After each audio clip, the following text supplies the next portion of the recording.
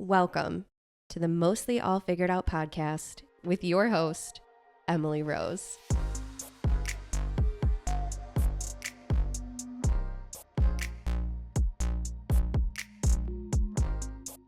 Regardless of the career field, the lifestyle, everyone is mostly figuring it all out.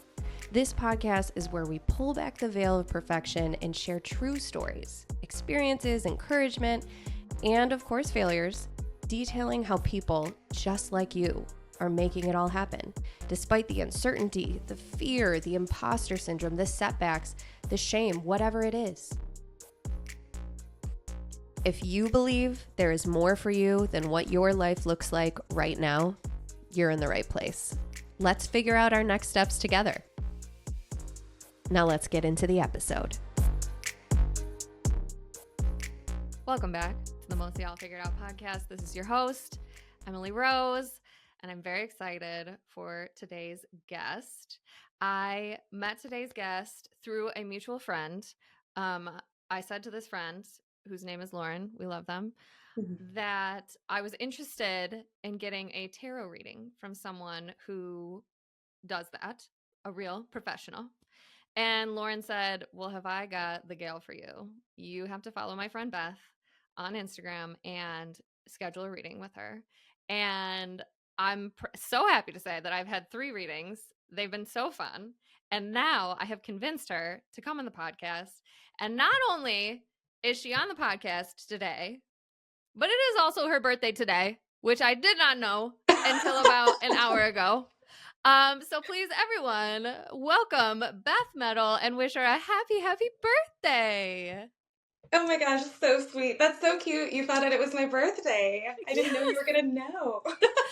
Well, interestingly enough, Lauren actually called me. I haven't talked to them in a little while. We haven't caught up, and they happened to call me today. And I was like, oh, guess who's coming on the podcast today? They said, it's her birthday today. So that's so great. I love that you scheduled it on today. Yeah, I also shout out Lauren. We love Lauren so much. Love Lauren. I went to find a time to schedule, and it was the first opening you had was Friday the 18th. How and fun. Yeah, thank you, because you really gave me an opportunity to do some great like spell casting on my birthday. We get to talk about the work I do and what's come up for us in readings and what this is all about. And so it's kind of like a little ritual. So it's very fun to be here on my birthday. So thank you. Yes, I love that so much. I really do. And I feel honored that I get to be a part of this day with you. So thank you for giving me some space on such a special day. Oh my gosh, my pleasure. Such a sweet treat to be here with you. Yeah. So let's get into it. First of all, before we talk about all of the cool stuff that you're doing, which I just love, and I have so many questions for you, let's talk about little Beth. Where did you grow up? Let's talk about sweet little Beth. Where did you grow up? Do you have siblings? What was your childhood like? What were you like when you were little?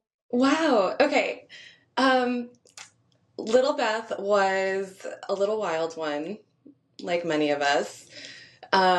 This is actually such a sweet question for right now, because I was reflecting on little Beth the past week or so. Yeah, as I get older and do more of this work and find more of myself in the witch identity, or however that begins to kind of shift and evolve. When I look back at younger me, I feel more and more of her presently within me. Inner child work is something that I think has been coming up more and more for people. And I'm at this kind of special point right now where I don't feel as much of a compartmentalization with little Beth's energy. I feel her in different ways, and that channel feels very open.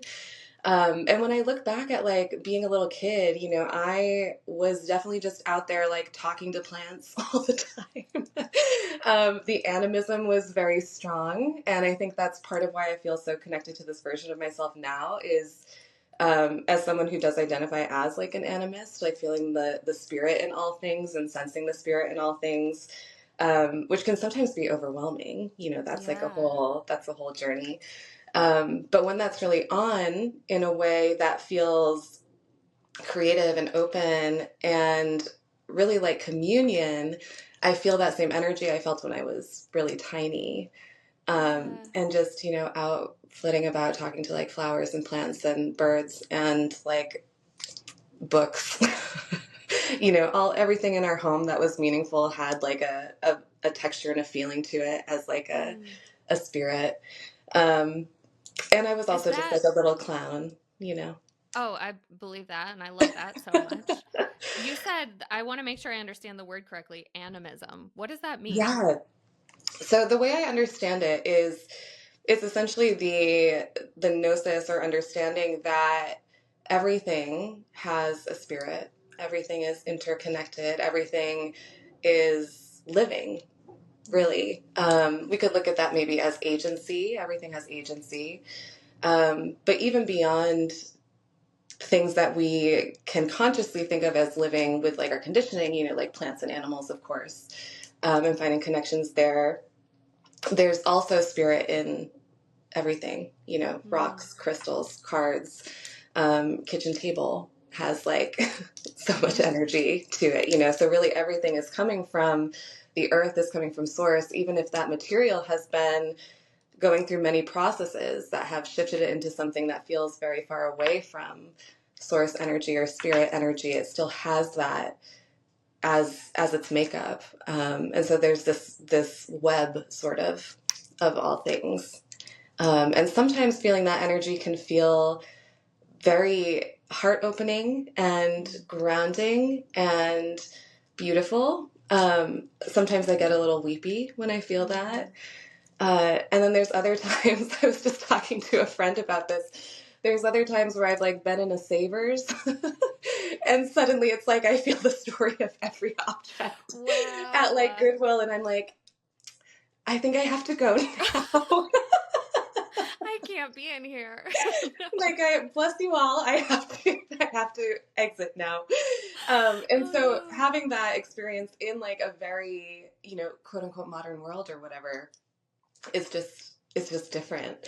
Yeah. But that's like kind of the core essence is that there's spirit to everything and we are connected to that just innately. Yeah. Hmm. That's beautiful. I love that that is something that you experienced your whole life, and I could see little you walking around talking to the flowers and stuff. That's so sweet. I also like want to say congratulations on the fact that you feel that that channel is so open and that you are so integrated with little Beth right now. That's something, you mentioned that it seems that right now a lot of people are doing inner child work. And interestingly enough, yesterday in my therapy session, my therapist was like, I think it's time for you to sit down with little Emily. 4 year old Emily needs to see you, and you need to talk to her about everything that's going on right now, and you need to give her what she needed. So I love it. And for anyone who hasn't, I think if you're listening to this podcast, this is probably something you're familiar with, but the idea, I think, is that you kind of go back to your little self and give them the things that they needed to hear, or the reassurance, or whatever love that they weren't getting at that time, to help you open up new things in your present moment, is my understanding of it. And also just help you be more authentically yourself before whatever it was that like took some of your innocence in your childhood away from you, to connect with that person again. So that is such a sign of like health and wellness, and like such a great sign that the journey that you are on is going really well. So I'm really happy to hear that for you. Thank you. I think a lot of it, to kind of add to what you were saying, is really like listening to our Mm. inner child too. And I think that listening skill, that receptivity really connects to like, I mean, really all parts of us, but it's something that we can bring to like each moment in our Yeah. experience too. And also just to, for the folks who are maybe starting this journey or are in it and it feels really messy or really hard or like where to start, there's It is. It is, and it can be. It's not Yeah. the whole way through, and it doesn't have to look a certain way at all. Um, but it can be intense. And so thank you for saying what you said. Like, I appreciate that. I'm very grateful to feel this channel opening right now. There's definitely times where I can sense that it's not open, and that's a Mm. helpful tool for me to tap into and recognize, like, okay, I'm either overwhelmed. Maybe I'm overwhelmed. Maybe I'm needing to just like lay down or chill out for a minute. Maybe I need to verbally process something or write something or dance it out. Um, but once that channel does start to open, we can kind of feel when things are bottlenecking.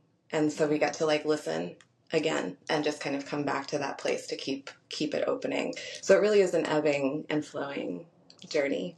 Yeah. Hmm. So, did you recognize as a kid, when you were like doing these things, that maybe you were a little more in tune with your empathy or your connection to things outside of, other humans? When did this start with you, where you were like, tarot, what's this about? Or what are all the other things happening in the world here? Where did this come from? Honestly, so much of that opened for me in my 20s. Really? Yeah, there was like little me was pretty tuned in, and I think a lot of kids are, most kids are, Yeah. in whatever way that is for them, because things can be so different for each of us and how we receive information and connect and all of that. But going through like the public school system, being enmeshed in like all the social conditioning and being like a very sensitive kid through a lot of that, and also like neurodivergent, I didn't even hear that word until I was like Yeah. 30 maybe, or like my late Right. 20s. And so, having undiagnosed ADHD, being very sensitive, Mm, going through, yeah, like all of these experiences, I always was interested in like, I get excited about ghost stories, paranormal stuff. Had a lot of strange experiences that have since become more clear to me about what was actually happening at the time. But I really, in like my adolescence and teenage years, even into my early 20s, well, maybe not this as much, but through my teenage years, spent a lot of time like feeling kind of constricted and afraid, and also a lot of mm, time, feeling just kind of untethered. And mm, it didn't feel like, I mean, if I had an elder in my life or a mentor or someone, and like I grew up in a small town in southeastern Massachusetts, so it wasn't like mm. a particularly liberal place. It wasn't, there wasn't a lot of diversity. There wasn't a lot of like opportunities for learning different skills or finding people who, you find in different cities who maybe can show you something that you don't know you're looking for. Like I didn't experience a lot of that then. Yeah. And so it wasn't until I really moved to the Bay Area when I was 21, I think, or 22, that things started to kind of shift and open for me. But if someone had come in and been like, you're a very sensitive person, or you're a witch, or, here are these things that we can try, or here are things I can show you, here's like what these different plants are about. I think that would have been so amazing, but it just Yeah. wasn't like that. And so that's part of my story, is really moving through a lot of that denser energy, and then finding these points of like recognizing I'm queer, I'm an artist, I'm a witch, and kind of bringing these things forward. And it felt like there was like a I don't want to call it a block or a wall necessarily, but that's the language that comes to mind. When I first realized I could buy a tarot deck, like I could do that, Yeah. it was this huge breakthrough moment. And it was because I had gone to my first Reiki practitioner. I think I was like 24 maybe. And yeah, 23, 24, I would say. And once in a while, she was amazing. She would pull out these tarot cards, and I would just get so excited when she brought out the cards. I was like a little Mm. squirrel, just like, she's got the cards, she's got the cards. And whatever she pulled out, I was just like stoked all week, like thinking about these energies. It was the most magical freaking thing. And it always was resonating. It always felt so pertinent to me. And then suddenly I was like, oh, I could like learn this. I could do this. and I went and got a deck. And there's a lot of people who believe you have to be gifted your first tarot deck. Maybe you've heard I that was gonna ask. I was before. gonna ask you that. Yeah, because Yeah. I'm like you. Like well, now when we do readings, I'm the same thing. I'm like, ooh, what card's gonna come out? Whoa, I'm thinking about it like all the time, It's so listening fun. to our recordings like constantly. And I like want to get a deck, but I heard that, so I was like, who do I convince? Like somebody buy me one. I mean, if that feels fun and exciting for you, then maybe it's something, especially you with the way that you like operate and manifest and play with energy. Um, Maybe you can just put it out there and someone Yeah. will gift you a deck, maybe after they listen to this episode. Um, Okay, I will. what else do we need to drop? You have a wish list? Oh, we got a Um, few things. We'll get there. We'll get there. and so that's the thing. And I don't know exactly where that idea comes from, if it's from like a traditional, like, I don't know, lineage of tarot practitioners. I have no idea. Yeah. But I am very much of the camp, like, if there's something that is really calling you and resonating, and you have the ability to, like, find that and explore that, why not go for it? Yeah. Um, and that was perfect for me. And actually, right after I bought my first deck, I was given a deck. So it felt That's like so that funny. that door was kind of open. Yeah. And it wasn't from someone who like knew what I had been doing. Wow. So it was kind of special, but I went and got my first deck and I was just so stoked. And I spent the first couple years just like pulling cards, incredibly like ritualized, like really creating special space, creating little altars, or Yeah. looking around to see if symbols on the cards were in my like vicinity, the room I was in, or if they show up on a walk or something like that. And it was just so fun. I was just so thrilled by it, but it was like something that I didn't quite feel I had permission to access, like claiming Hmm. that I was a witch. I didn't feel like that was something I had permission to access until suddenly one of my dear friends, shout out to Shirley, was like, "You're a witch." And I was like, "What did you say though?" Because weird shit would happen, Shirley. I'd like talk about something and then, or I'd talk about this person we hadn't seen in like 4 years, and I'd like walk into the restaurant we were at. Like it, Yeah. she was just like, but you're a witch. And I was like, but you're a witch. And she's like, yeah. Yeah. So I Yeah. joked that she was like my first like mama witch. I love that. Yeah, so it was like, it wasn't something where I was small and I was like, I am a witch and Yeah. that's that. There was a lot of like unpacking, unlearning, so much that I had to move through. And that's also part of like my work and who I am. It's part of like my Scorpio rising energy and my very like Plutonian and Mars ruled energy is like taking the density and like compacting it and learning how to alchemize that and shift that so that things can open. So it Hmm. makes sense that that's part of my path.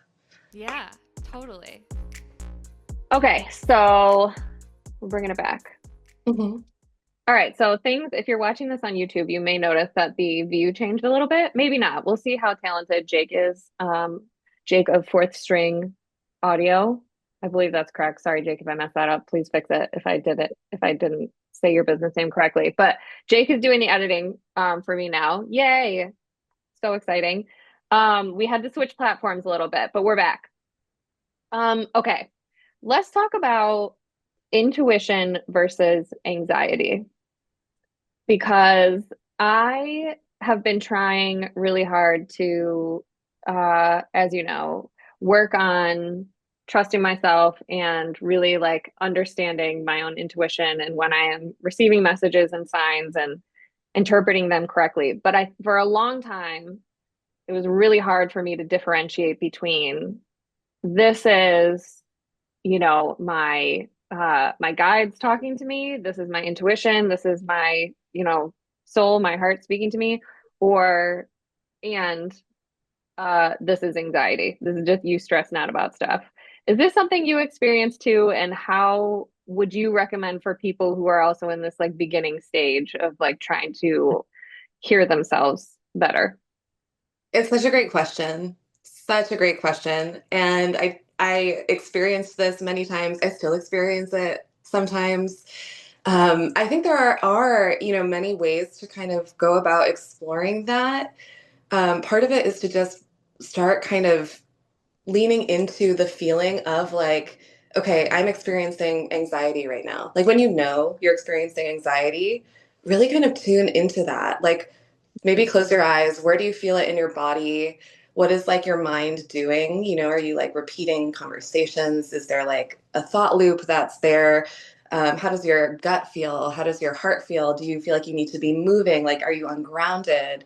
Because when you can at least point to, and I think that's kind of easiest when you're starting, is to point to, like, I know this is anxiety, Right. you know, That and physical sensation.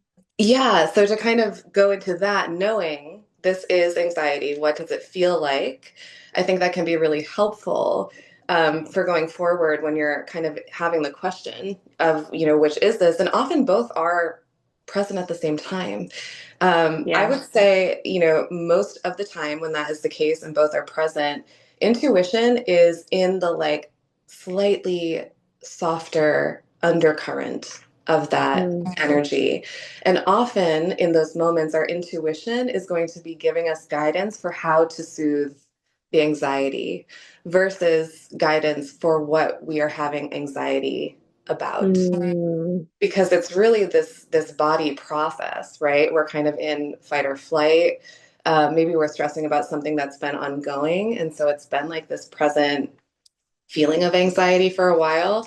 And our intuition is not going to necessarily be doing what we expect our logical mind to do, which is often what the anxiety is trying to do, which would be to puzzle out whatever is on our mind. Our intuition is going to be helping us ground, helping us soften, helping us stretch our capacity to hold space for ourselves in those moments. mm. And so if we're feeling like high anxiety, and then we can also kind of, you know, feel into that, recognize where that is, and allow ourselves to go a little deeper. When we feel that softness or that grounded energy, and we can breathe into that, that's going to be intuition. Um, Yeah. and then it becomes a practice of trusting ourselves too, because intuition can speak in so many ways. And, you know, very often when we're questioning between the two, there's something that we are afraid of that's Mm, happening, or we're afraid that it might happen. And I find just talking those things out, like verbally processing, whether it's with someone you really trust and love, who is among the living, or if it's talking to your guides or helpers. If you don't know who your guides or helpers are, if you don't know if you believe in that, you can still just talk, you know, talk to yourself in the mirror, just talk in your kitchen, like speak it out, share what you're afraid of. It's so helpful to speak the yeah. fear out loud. And I think this is something, maybe you and I spoke about this recently when we were having a similar conversation. But there's a lot of ideas in New Age spirituality in particular where, you know, reality creation means if you're having a bad feeling, if you're having negative thoughts, if you're speaking something you're afraid of out loud, you're going to pull it into your reality and you're going to manifest it. Right. And that's such a harmful Yeah. narrative, and really does not do justice to the co-creative capacity that we all have, because we're co-creating our experience, creating our experience all the time, with subconscious energy first and foremost, because that's like the biggest. Ooh, the crows just arrived out here. Oh, what does Um, that mean? Wait. we love that. It means we're entering into multiple spaces right now. Okay. All right. Or maybe someone needed to hear that for this too. Maybe there's someone listening who like needed that little buzz of confirmation or something. Um, oh, and now I have no idea what I was saying. Speaking it out? Was that what I was Yes. saying? Yeah. Yeah. Yeah. Regardless Oh, right. of who and where. Yes, Yeah. because there's this idea Oh, that like we're speaking, you know, bad things, that it just puts more judgment and shame onto a yeah. very natural experience. And to have negative thoughts can be a neutral thing if we stop putting weight on them. And it's this like expectation of performance, like it just feels so productivity driven to me, you know, like that's how a good laborer would think, is I have to be outputting positive energy, and like positive according to who? Like people who are Hmm. fully rooted in duality, which is not the goal and is not the actuality of what we have to work with and play with. So speaking things we're afraid of out loud and voicing them as fears and asking for support in releasing them or finding clarity. And I'll like speak out loud. I'm like, this is, the pit in my stomach. This is what I'm afraid of. And Mm. here's how it connects to these patterns I've seen in myself in the past. And I'm afraid of just being stuck in these patterns. And I'm afraid to speak this out loud because I'll pull up more discomfort from these patterns. And I'll just kind of like let all of that energy move. Sometimes when I start to Mm. say it, I've been holding it for a long time and I'll just start to like cry, which is always a good sign. Yeah. Or I'll start to like pace in a circle and I'm like, okay, we're in the labyrinth, like moving the energy. But then I'll also speak like, this is what I want. This is what I know in my heart to be true and possible. And this is what I want to be attuning my energy to. And I think that's a great way to get in touch with intuition, to kind of bring it full circle, because we're saying, like, here are things I'm feeling that are scary. And I want to learn how to either look these in the eye so I can release them, or to just kind of disengage and focus on what feels exciting to me. Yeah. And you could even use that formula with like looking to deepen your relationship with your intuition. Hmm. Because when it comes down to it, doing this work, when I was first starting to channel in particular, the imposter syndrome still is there sometimes, or like the anxiety around it. But there's the point where you have to just start kind of trusting yourself when something is coming through for you. If you get this little nudge, if you get this little feeling, like you have to let yourself explore it.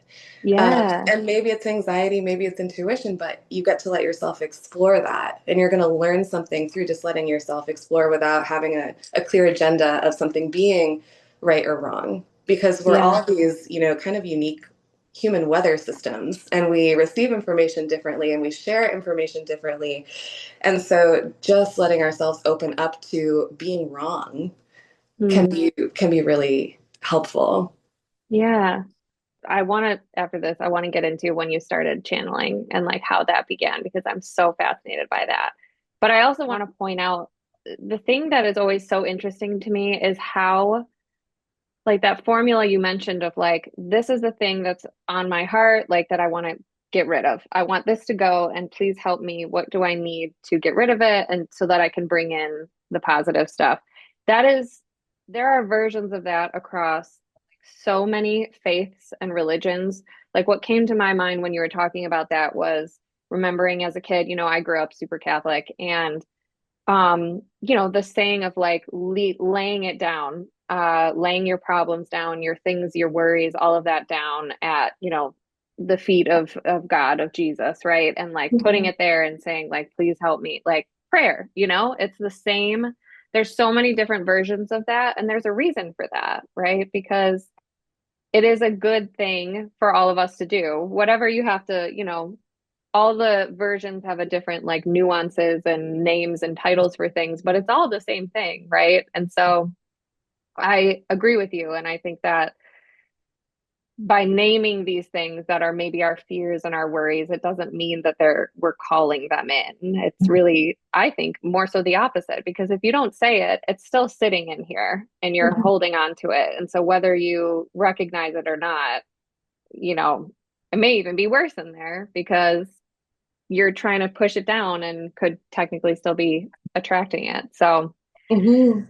I do find that interesting. But that said, channeling, when did this start? Tell me everything. What are some of the like wild experiences that you've had, most incredible moments that have come through? Tell us. Oh my gosh, this is really fun for me to talk about because it was such a wild little ride when it first started. So it wasn't until 2021 that I started to explore like mediumship channeling, with the lens of a student who was like really eager to learn and was starting to Mm. accept like, okay, this is a possibility. This is a world I could be part of. Like I just felt so drawn to it and so curious about it.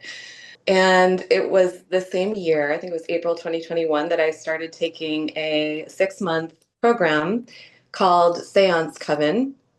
It was a virtual program. This was like the kind of second wave of the pandemic. So everything was still digital, and it opened up a lot of digital community for me.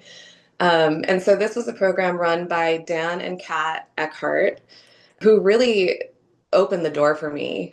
Just their husband and wife, they're a couple, and they're mediums and occultists and magicians and just really special So cool. people.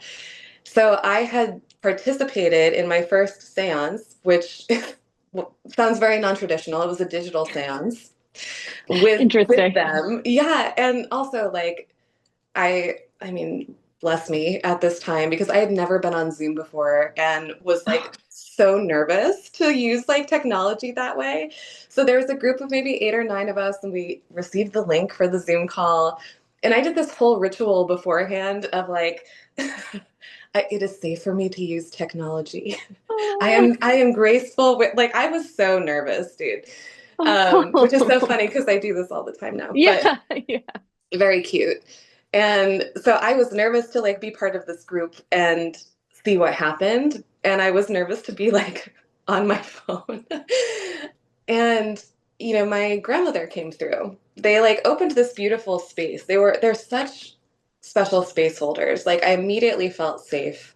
They're very easy to speak to when we were like asked questions. And it also was just so gently led. The whole space was very gently led. But my grandmother came through and, saying some things that I didn't even know I had to like ask my dad about and had learned Wow. after. Right before the call, I had gone into my jewelry box and I found this locket that I'd never noticed there before. And I opened it and it was a picture of me and my brother as babies. And there were her initials on the back. And I was like, oh, this is my grandmother's. Like, also, where did this come from? Like, I live across the country from my family, but this has been in this box and I'm finding it now. Wow. And so I put it on before the call. And, it was kind of tucked under my shirt. It wasn't like visible. And that was one of the first things once they had said her name and her job and described her. Kat just kept feeling right here. She's like, there's something here I want to open. There's something I want to open. And I was like, wow, it's Oh like my this just gosh. materialized, for that moment. So it was just really electric and special. I was so moved after. And the way my energy felt coming off of that call was like this huge weight had been lifted. I was just ecstatic. I couldn't believe it. It was one of Yeah. my first like direct communication experiences like that, I guess like 1 degree removed kind of, but it was just so special. And about a week or two later, Dan and Kat had sent out this email to folks who had participated, and they laid out their blueprint for a seance heaven. They wanted to teach people about mediumship, these different practices for spirit communication, and have this kind of intimate group where we would meet once a month to learn a new skill, and once a month for a Q&A, and we'd share things in a group chat, and just this really special thing. And I was just lit up, like full resonance right away. But also, it was a bigger investment than I'd ever put into a course or a program. And so I hesitated, and then I did it, and it was so, so magical. And there were lots of wild stories there. I met people that are still like incredibly dear friends to me, and even folks I don't stay in touch with. Like, there was just such a strong connection and so much inspiration, and just also like kindness, a feeling of like safety, like really feeling held by each other. Dan and Kat just facilitated a really beautiful circle for those 6 months. But when we got to channeling, that was when things got like really exciting to me. Yeah. I had been, well, let me start here. So when I take a course, even still, I struggle staying like with the workbook, so to speak, and that's, my ADHD. Yep. Um, I usually start off strong, or it takes me a little to get into it, and then it's a little bit wavy, but I Hmm. am like immersed in my life in whatever the material is.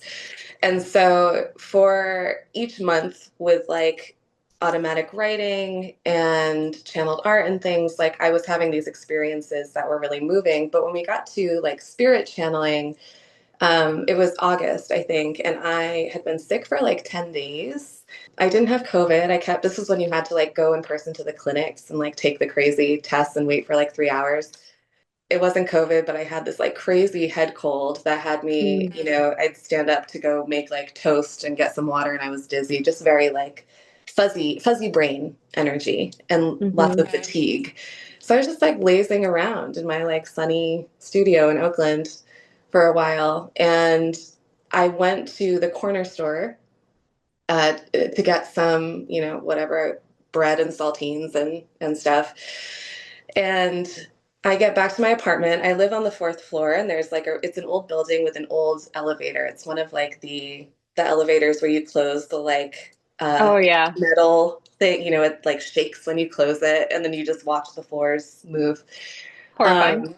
Yeah, it was very fun. I never had a problem with it, and that elevator was its own like entity. We loved that elevator. But so I'm on the fourth floor, and as this thing is going up, I'm suddenly thinking of this particular iteration of me from another lifetime who I had just been engaging with. And this was a version of me who had been burned in a town square and had been coming through in very interesting ways. I like feel her Wow. over here anytime I talk about her. Yeah, And I haven't for a while, so it's nice to feel her there actually. that's Uh, cool. but she was like, a mystic and a witch, and that's what her fate was. And Mm.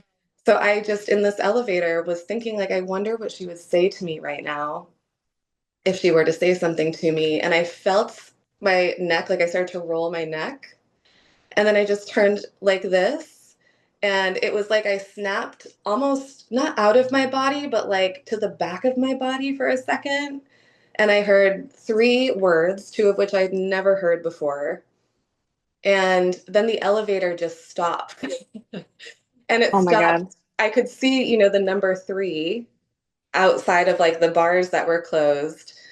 And I was like, okay. And I just recited the three words so I didn't forget. Again, like two of them were just syllables. I did not know what they were.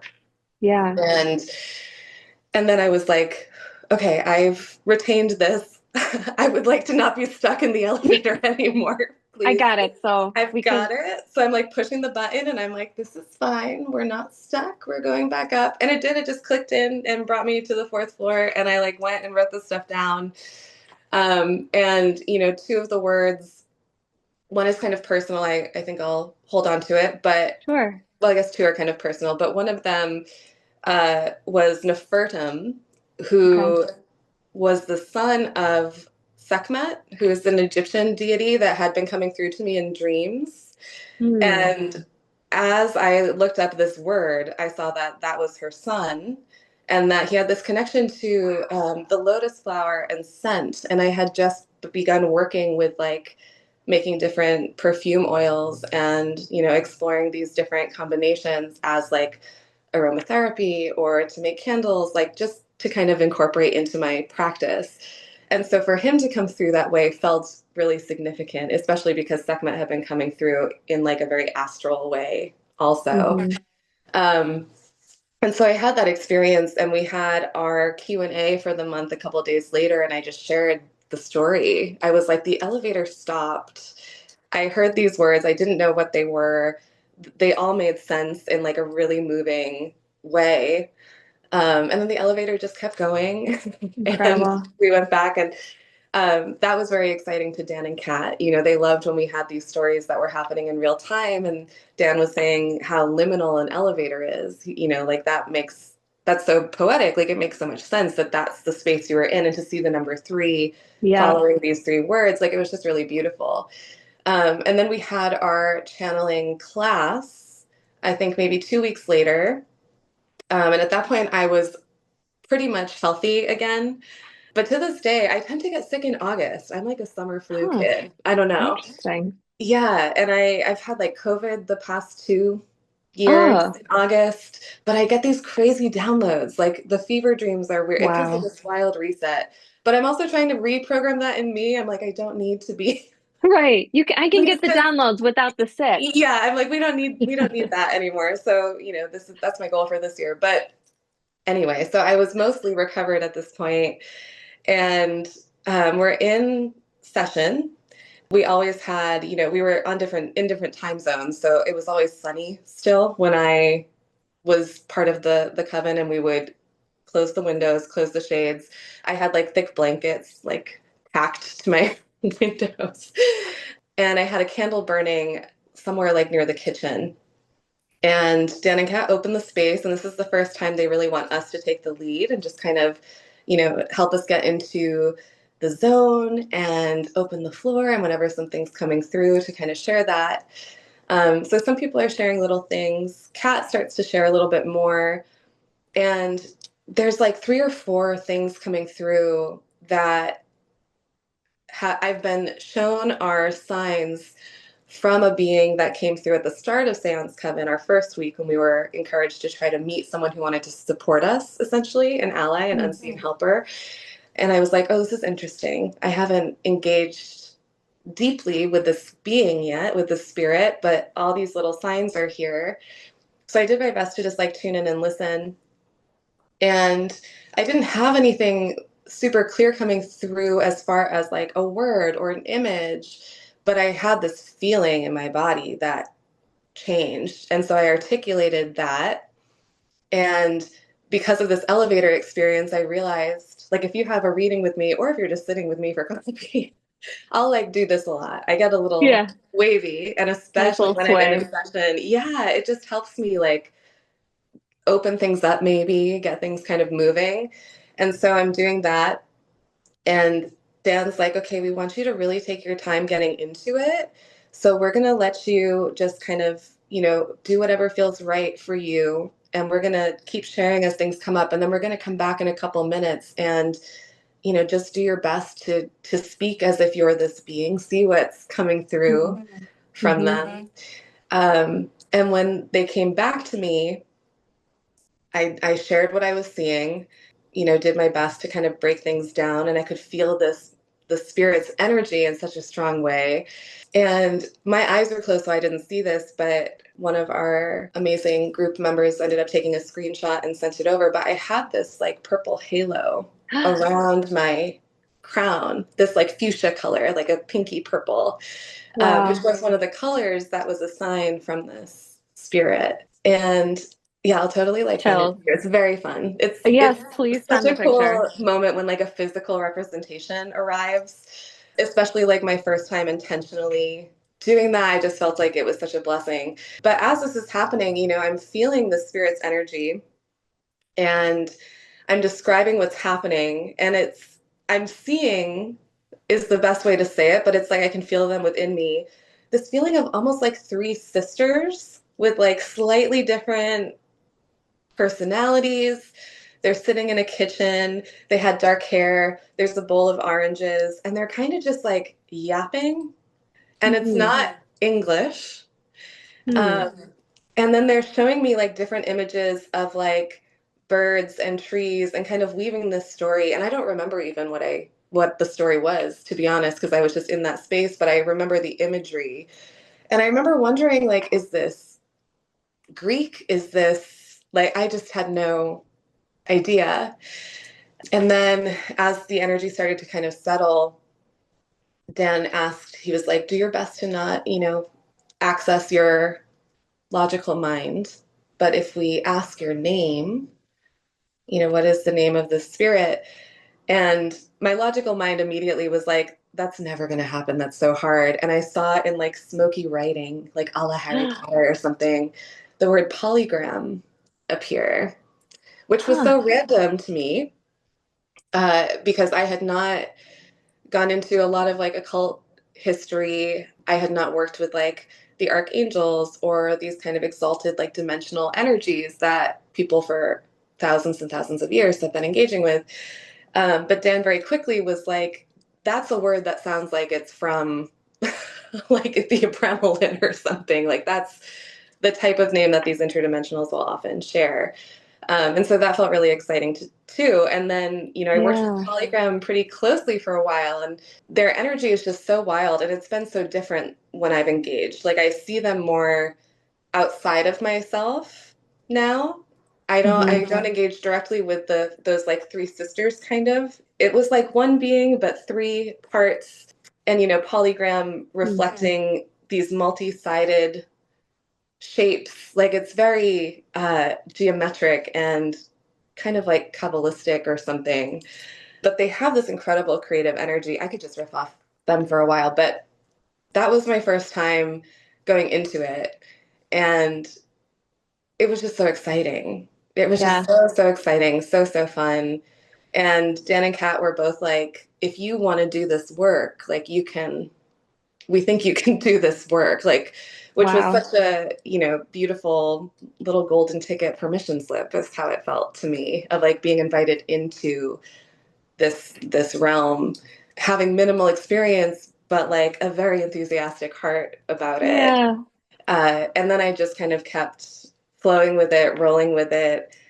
Yeah, that was like Love my that. my little initiation or first initiation into channeling. And that was like during the pandemic. So it was what, like 5 years ago, 4 years ago? Like 4 years ago. Yeah, Yeah. Wow. That yeah. is so cool. And I love that both experiences were like, they're inexplainable. Like they're not, this is not coincidence. It affirmed you as well and like validated all the things that you were doing and the things that you wanted to do. So I love that you had both of those experiences. It's amazing. Thank you. So let's say something that I've been noticing recently because sign. I maybe love signs too much. Because sometimes I'm I'm like, maybe this isn't a sign, Emily. Actually, maybe this is just what it is, and you need to stop trying to find something all the time, forever. Mhm. I've been asking people recently if they believe in signs. And I have found, I interviewed my grandfather for the podcast recently, and I asked him that question, and he said no. And I was like, really? He's like, yeah. When my dad died, I so badly wanted him to show himself to me. He said, I think that he was a teenager. And he was like, I just remember asking, like, please, Dad, show yourself, show yourself. And I've heard that from other people too. And so I wonder if you have any thoughts on that. Like when people, especially after the loss of a loved one, you so desperately want to feel their presence and feel like they're still with you. And and then maybe you feel like you're not getting that. Why do you think that is? And do you think that they are, maybe receiving the signs are there, they're just not realizing what they are? I think there's a couple aspects to this that come to mind first for me. Okay. The first is kind of what you just said. Like, I think often people experience something that could be a sign, seeing a cardinal, right? Everybody associates like cardinals with like a loved one, or that's a very common interpretation. But when that sign leaves, it's like our typical programming comes in, and suddenly Yeah. it's like with the feeling gone, the presence of the sign gone, it goes back to, I need to see that again immediately, or that wasn't real. And Yeah. that is such a vacuum. That is, and also no shade to anyone experiencing that, especially when they're grieving. Like it's not like you're doing something wrong, and that's not it at all. But it's just kind of depending on our nature, I think, because receiving signs can reflect our capacity to like open to receptivity with things that are either not commonplace or intangible. It contradicts a lot of what we've been told. Mm. Um, and, it's kind of the same energy as you can offer someone support over and over and over, and they don't have to receive it. And then they can be grumpy, like no one's helping me. Hmm. And that, I mean that in kind of a neutral way. It's Yeah. just like the things that will sometimes keep swirling within us. Someone very near and dear to me will receive these incredible signs, will speak directly to a deity that she works with, and will have this clear, immaculate sign like run across her path and be so excited about it. And then the next day she's like, but was that anything? wasn't and that's like our conditioning. That's our conditioning and our Yeah. personal experiences. And so I think that's part of it sometimes for people. I also think that things can mean different things at different times. Sometimes, for Mm, whatever reason, because all our journeys are different, we can look back and recognize that was a sign, that was a sign, that was, and it's like those things in the moment maybe aren't holding the value that they'll have at a later time. And for whatever reason, that's important for people. yeah. Uh, and then also, like, I mean, also talking to me about this, like, let's bring little Beth back in the room because, well, I guess she didn't leave the room, but I mean, every people will sit down at my reading table and they'll be like, "This just happened. Do you think it's a sign?" And I'm like, "That can totally be a sign." Like, I look, I'm signing my signature on like a ticket at a restaurant, and I look down at the pen cap, and there can be a word on it, and I'm like, "Cool." Like Yeah. that's that means something to Sign. me. Yeah. And that's just like everything is language. Everything Yeah. is in communication all the time. Everything is relational all the time. And when we start to just allow things to hold meaning to us Mm, without there needing to be justification or weight behind that, and just let it feel like what it feels in the moment, I think that can be really helpful in kind of opening up our vision to more communication or more signs that are there. I agree 100% with that. Yeah. And I think too, like sometimes when people pass specifically, like we're not getting signs right away because they need to just be exactly where they are, whatever they're doing, beyond the veil. Like sometimes there's a lot of healing that has to happen, or like an incubation period before the Mm, communication comes in. And sometimes our energy is we just want to see them again so bad, right? And that's so valid and real and tender. And it can be hard to remember, like, okay, they're doing what they need to be doing. And so sometimes those clear signs aren't coming in because it's just not time for our, deceased loved one to come through that way. They need to be elsewhere.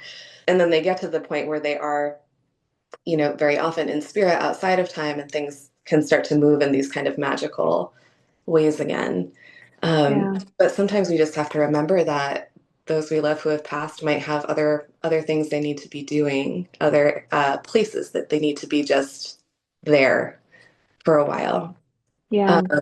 and that's exactly, the magic and medicine for them, which means it's also important for us. Yeah, totally. I it's that's a hard thing definitely to have to accept when you have lost someone. But I think for a lot of people that we expect signs beyond the like, oh, was that a sign? Was it not a sign? A minute later, not a sign, was just a bird. But Mhm. also, I think we expect them to appear in certain ways, you know. I And now every time I look at something, I'm like, oh, yeah, that makes sense. This like something will come up in a conversation and I'm like, yeah, there's a reason that came up then. Or for me, I'm big on numbers too. So if I see 1111 or 111 or an 11 anywhere, I'm like, well, it's a sign. My gods are with me. We're on the right path, you know? So I love it. I live for it. And even, regardless of whether it is or it isn't, it gets me in this energy and like I feel like still connects me to, the people who I believe are guiding me in where I'm going and how I'm moving and who I'm interacting with. And so Yeah. everything is a sign. It's all around us all the time. Do It's you? also, oh, just to like add on this really quick, because I think this is important. I've been thinking about it. Sometimes we ask a question and or like we're guided somewhere, we're just like following the resonance, and it's like, oh, I'm going to go this way, like maybe something special is going to happen here, or we're pulling cards, or tuning into our guides, and we're given this clear message of like, go do this, and something, I don't know what we think we're looking for, but something Yeah. does not happen the way we think it will happen, and we're like, well, what was the point? Like we have this very limited, Hmm. conditioned at least perspective of like, like we may not ever know why that was significant, but those who are perceiving our experience from this incredibly exalted place, who are not, walking on the board that we're on, but can like see the whole picture, Yep. like all of that matters. And it could be days, years, months. It could be that you heard something, you overheard something that you're meant to share with someone at some point. Like we just never really know. And so often I even just like, witchy friends, not necessarily clients, but clients as well, will be like, well, this is the message that I was given, and then I did this and it didn't matter. And it's like just so defeated. And Mm. it's like bratty. Yeah, like I mean, calm I do down. it too. I do it too. But Yeah. it's like bratty human energy. We're like, no, I need Yeah. to be given a reward for listening to this message, and I needed to look this way. And it's like it's all part of the same thing that we're walking. Like it's nothing is truly compartmentalized into like this is me following the path, this is me not following the path. Like whatever Mm. we are choosing, whatever we are doing, there is no other option but the path. Like this, where else do we think we are, Right. um Yeah. and and it's so helpful. This is very much like Akashic perspective too.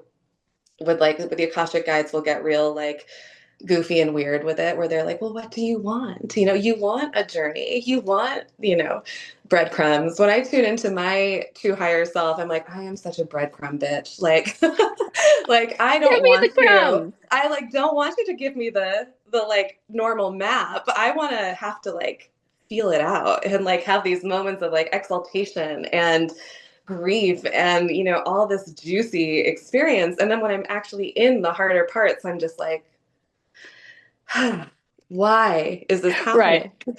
And then that's when, these incredibly helpful and often very silly guides come in, and they're like, you want this. Like you want to walk like with the mystery. Like you want to Mm. do this in a way where you have to like stretch open. Like it's, a very heart opening experience, even when it's annoying as shit. Um, it's there's like a weird joy to it. Yeah. Yeah. I agree. I love it. Well, yeah, I'm right now. I love it. I'm in a great place right now, so I'm Right. feeling good. Um, for our last reading, which was fantastic. So Beth has read for me 3 times now, I think, right? Three I times? think so. Yeah, yeah. Yeah, and I was in very, very, very different places each of those times. And this last time, I was great. And the energy was amazing. And it's so I've now re-listened to it 2 times. And I listened to it just recently, and I had remembered that right at the end of our reading, I think it was the dragons that you had called in, Hmm. had said, "Oh, something big is coming in April." And so at the beginning of April, I was like, what's it going to be? Yeah. Because there was no real indication, but they said she'll know. Well, I'm here to tell you that I have figured it out, Ooh. and I will tell you when we stop recording. But it's like it really is like it's so cool having experienced this with you a few times now and seeing how things that even like months ago, like I've told you about how our very first reading, a pterodactyl was the first thing that you saw when Yeah. we opened it, and I was like, Uh-huh. pterodactyl, okay, like my boys like dinosaurs, so I don't know, maybe something related to that. And then it was a few months later that I went through a huge shift in like my energy and like my outlook and like the fun I was having. And on that day, I was given a drink at a bar, a local bar, a lovely establishment known as Free Street Tavern. Pterodactyls all over it. And it was wild. So I love all of that. And I highly recommend to anyone if you have any interest whatsoever in tarot and you want to have a reading by a fantastic person who's going to hold the space so wonderfully and explain it to you. And you get a recording after so you can listen to it like when you're washing dishes like I do later. Please book with Beth. And you're always doing these like the North Star reading. We did one of those, right? Or the Yeah, Yes. that's a staple for sure. I've Yes. a couple years ago I did like a flash sale because I was like, I think it's time for me to retire the North Star readings. And then they just constantly kept getting booked and I was like, okay, no, we're keeping this Yes. until it's not needed. But that's a special one. That's really great for like whatever state you're in, you know, whether Yeah. things feel kind of overwhelming and confusing, or if you're like, I just made this big decision and I want to know like what's here to support me, like whether there's clarity or a lot of like fog. It's just such a Yeah. fun special reading. We did It, that. I think most yeah. recently was the eclipse window reading for you, right? Yes. Which was so fun because we were just gassing you up. That was so fun. Honestly. But then you still pulled a North Star card for me at the end, and Yeah. it was the 10 of Cups. You can Hmm. have it all. And Yeah. here I am working on my inner child work, like telling her, you can't have it all, and you don't have to you don't have to prove yourself for that. Hmm. And a lot of it is because of, this big thing that has arrived this month. So Oh, I'm so I excited to I hear. know.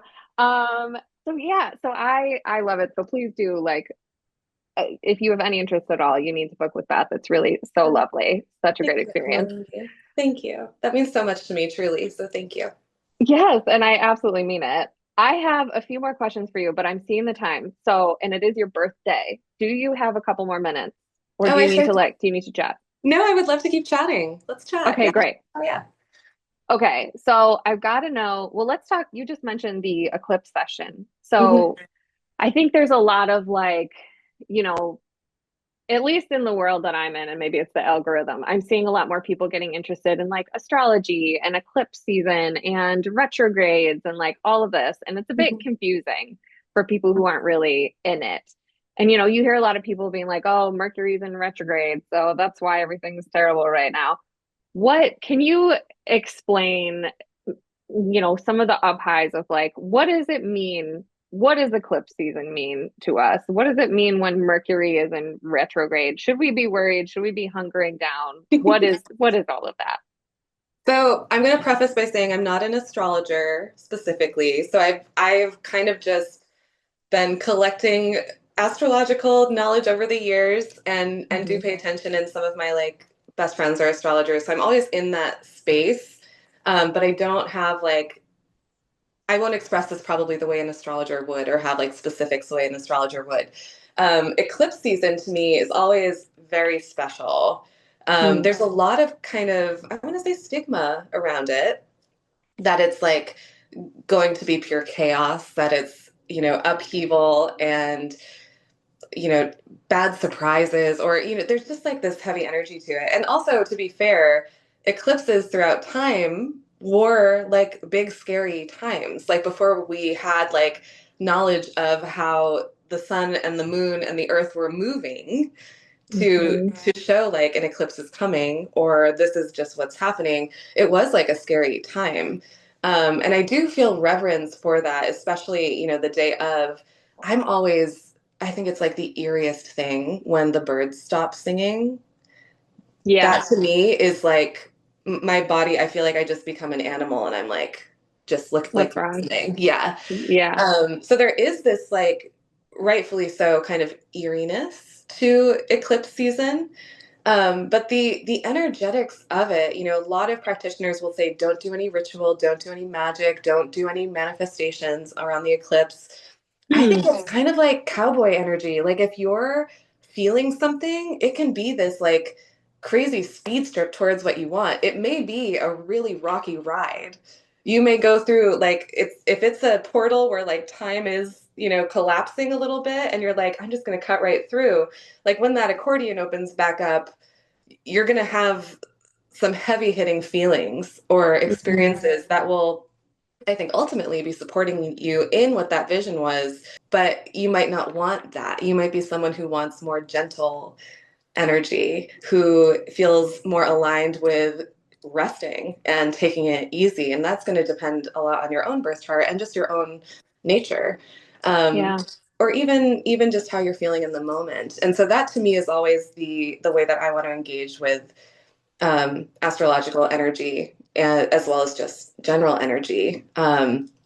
And that's maybe as like a Mars ruled person. Like if I'm feeling the impulse in the moment, it's usually best for me to follow that. because Hmm. if I try to like schedule it for a better time, some things I do, some parts of my spellcraft I will because it's important and I feel Hmm. that. But if I'm just trying to like, well, it's a full moon, so I shouldn't do this, but I feel like I really want to do it, I'm Mm. I'm just gonna do it.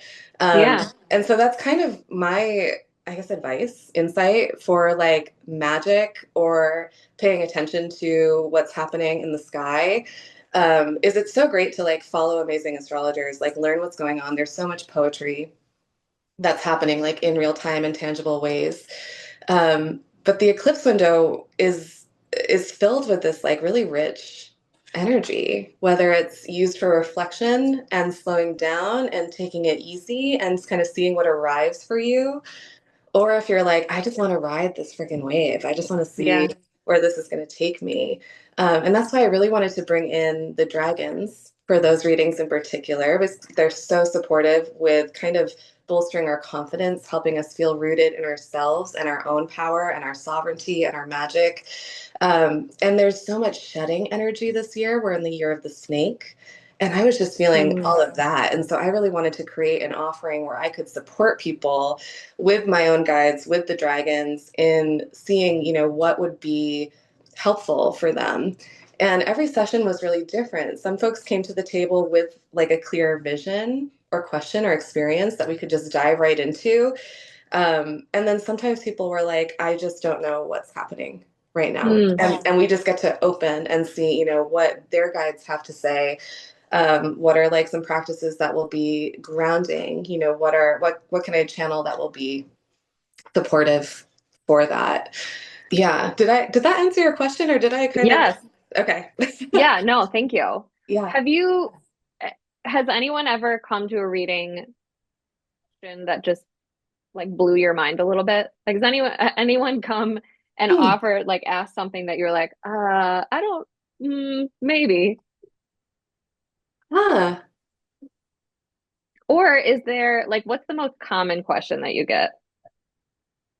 So I'm gonna get back to you with that first question because I can't think of anything Okay. like super wild right now. Yeah. But there's got to be something.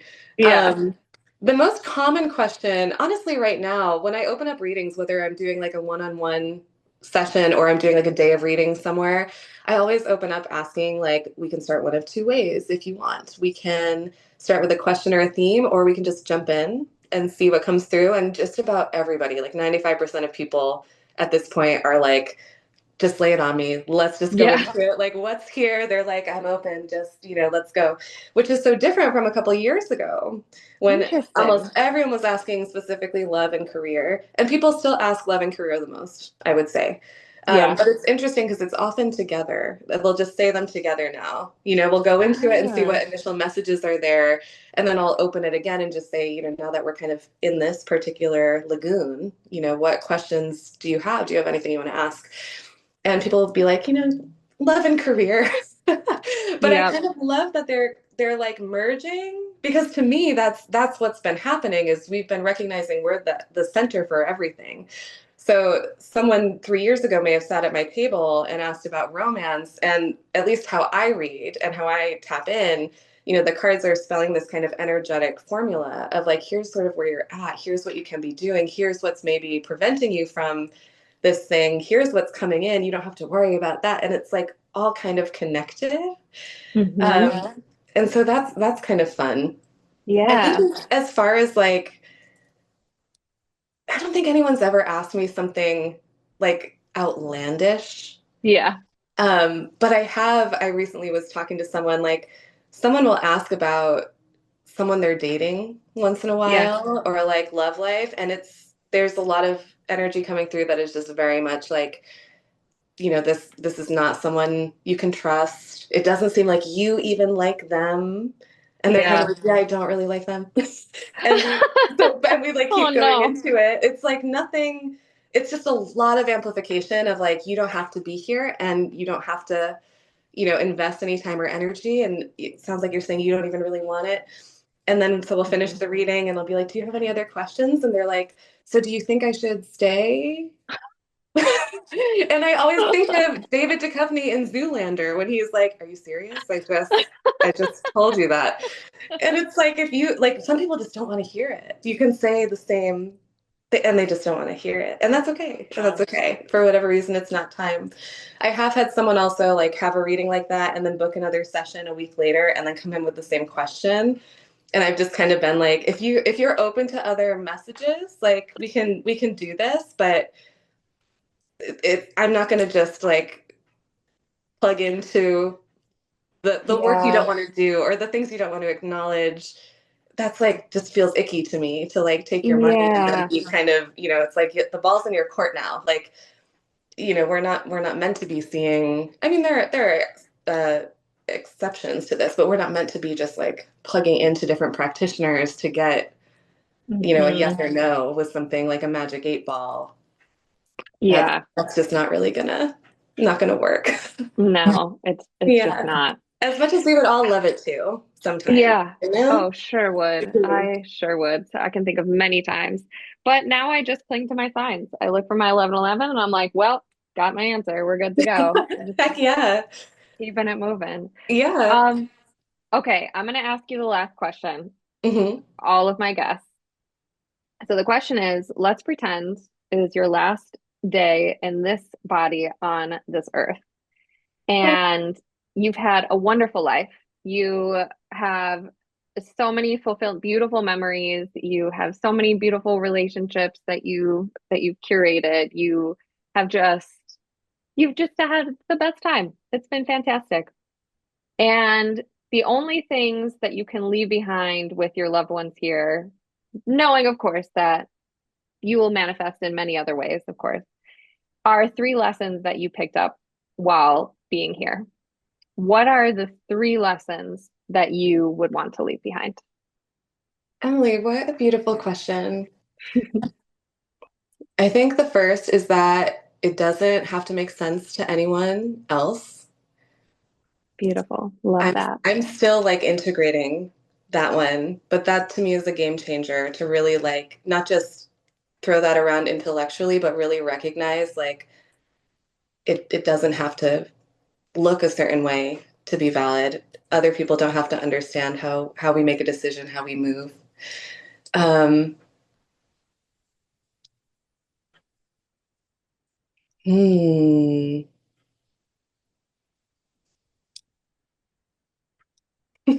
I feel like I'm hearing myself say this to me right now. It's like my own voice just coming in, and we're like, it's worth it to be weird. It's worth it to be weird. Yeah. Especially, this is also for like all the, neurodivergent baddies out there, Heck yeah. where it's like, we spend so much time masking, and really it's like not great for our nervous system. Sometimes it's really helpful, Mm, sometimes it's a constructive tool. This isn't to say it's all, bad or something, but the things that actually like inspire us are going to make us pretty weird. yeah. And like that's awesome. That's Yeah. awesome. Love Um, that. yeah. Let's see, one more.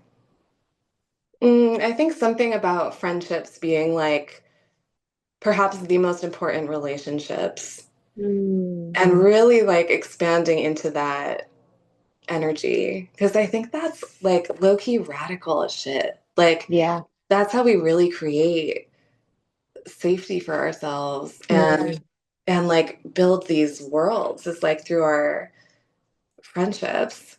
so Um, true. and that can be the heart and the seat of so many types of relationships when we really have that. Like my friends have like, saved my life a million times and have really Completely. helped me pull out of my conditioning and, feel safe and strong disconnecting from the overculture. So I think really celebrating friendships as like, the secret key to so many creative things. Yes.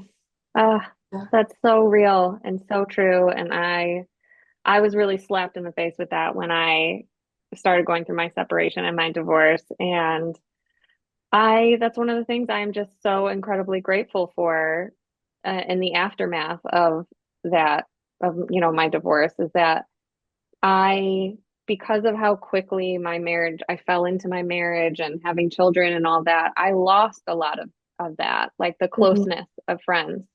And now I can't imagine my life without these beautiful people that I have around me who like came in and held me when I was like I couldn't walk, you know? Mhm. So it's really I heard I was listening to another podcast recently, and it was these two women who are best friends and they have a podcast together, and they were talking about one of them had gone to a bridal shower, and a woman who was married for a really long time stood up on the mic, and they expected her to give some kind of like marital advice or something. But she read this beautiful poem titled um, something like don't prioritize your female friendships. Don't lose your female friendships. And it all talked about how at the end of the day, you know, women are the ones who are going to show up with a casserole. Women are the ones who are going to take your kids to school and tell them that everything's going to be okay. Women are the ones who are going to show up and like hold you and wipe your tears. And you know, and of course this goes, you know, not, it doesn't have to be gendered. It's really any like friendship and close relationship that you have. But it's true, you know, at the end of the day, those relationships are really, that's our community, that's our family. And when we invest in it, it's like the what you get in return is just so beautiful and wonderful and makes life so full. So 1000%. yeah. 1000%. And it's a great way to just like, you know, give the finger to the establishment who's like dependent on Yes. this like very heteronormative nuclear family bullshit, right? It's To all bullshit. operate. No shade to anyone who Exactly. that works for outside of that particular nomer, I guess, for it. But yeah, the way that we can really build. Oh, like bless our hearts, bless our friends, Yeah, bless all of this. Mm, truly. yeah. And bless you on your birthday, spending this time with us and sharing all of this. Thank you so, so much for doing this today. I really appreciate Oh, you. thank you. This was so much fun. I just adore you, and I'm so Adore you. grateful to have chatted with you and spent this time any day, but on my birthday especially. So thank you so, so much. Absolutely. And thank you, everyone who listened or watched. We hope that you enjoyed this episode. Of course, you did. So please share it with anyone and everyone you know. You can look in the show notes. Oh, what's your Instagram handle for people to go to you? Near Beth Experience. Yeah, Love Near it. Beth Experience. Near Beth Experience. That's my everything. That's my Instagram, my website. That's how to find me. Perfect. So you Yeah. can find her there. The links will be in the show notes. Book your tarot reading today. Do Do it. Another one on it. because I can't keep listening to the same one over and over again. Although I will keep doing that because I love it and it's so exciting as things keep happening. But yeah, thanks Good for with that. listening and we'll see you in a week. Bye. If you enjoyed this episode, there's a few things you can do to really help your girl out. Please subscribe, rate the podcast, give me a little review. All those things really do help me in a lot of ways. And this year, I'm really trying to expand my reach. I'm trying to get this podcast in front of more people who might need it. My people, our people. So let's keep growing this beautiful community of nice people who are just trying to be their best selves. So if you know someone who might like it, please send them the link. Share it in your stories, tag us, which is another thing you can do, actually. If you're not already, please follow us on Instagram at Mostly All Figured Out. I've actually been very good about posting new episodes every Friday, so you can see who is up. You can get some little previews, sneak previews with some sound bites that we post throughout the week. And it really helps, again, in expanding our reach a little bit and getting us out there in front of more people. So thank you for doing that. Thanks for listening. Thanks for supporting. Love ya.